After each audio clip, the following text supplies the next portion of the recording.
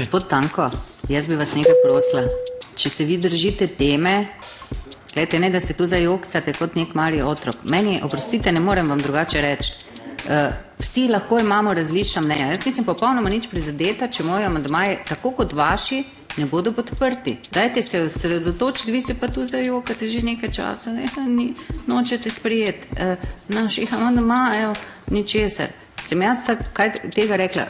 Prosim, obnašamo se kot odrasli ljudje, pa neki poslanci Državnega zbora Republike Slovenije. Vi se jočete že skoraj da kot nek otrok, ki trmari.